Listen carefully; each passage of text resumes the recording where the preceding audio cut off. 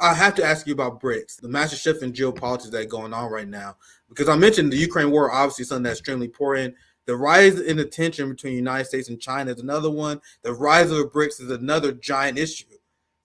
Not issue, but a giant story that's going on. Obviously, just from the hill, China dominated BRICS as a threat to U.S. interests in the Middle East because China did what even the progressives couldn't do and negotiate peace between Saudi Arabia and Iran that is effectively working on ending the genocide in Yemen. As a result, you had 6 countries that joined BRICS recently at the most recent BRICS summit, and they had the G7, which was bad for Ukraine because you had the G7 nations that refused to condemn the Ukraine war, and he was furious about that.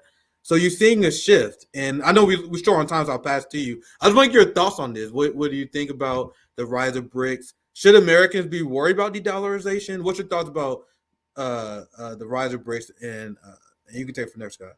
Well, I think what we're seeing right now is a transformation of the world away from the singularity of America, where we are the global hegemon. We have the rules-based international order that we wrote, that we dictate, that we insist everybody abides by, and the world is saying no.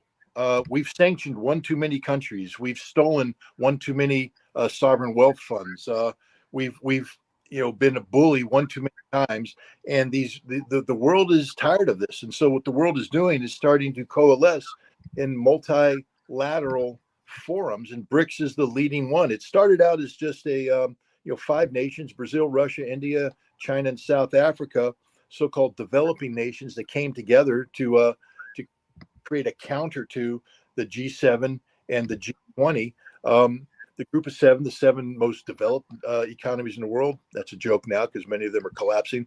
The group of 20 was the way that the G7 could invite the others, and so we could control them as they developed. BRICS is saying, we don't want to do that. We want to be on our own. And for the most part, the West sort of ignored it because it was a theoretical possibility. They just had a summit in South Africa where, as you pointed out, they've invited 6 nations to join. These are substantial nations. Saudi Arabia is joining. The United Arab Emirates is joining. Iran is joining. Egypt, Argentina is joining as well. So this is a big deal.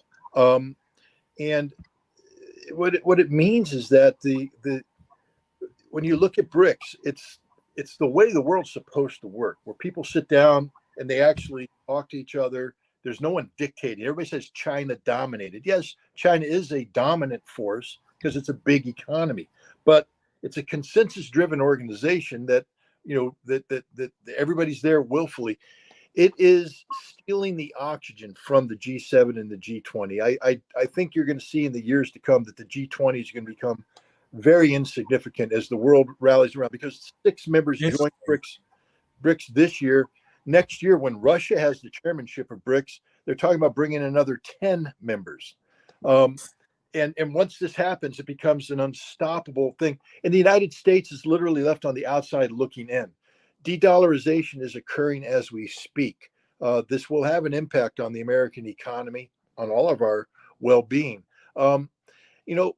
Am I sad to see that? Of course, I'm sad to see that. I'm an American. I enjoyed the advantages that were accrued by having the global reserve currency.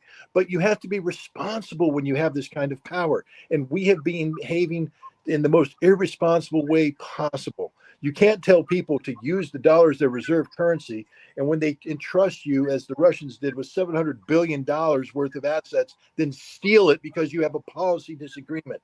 You can't seize people's assets because you sanction them.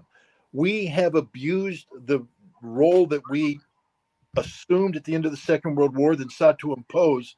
And the world today is saying, no more, time out, we're moving on. And we're left sort of sitting by ourselves in a playground. Nobody wants to play ball with us anymore.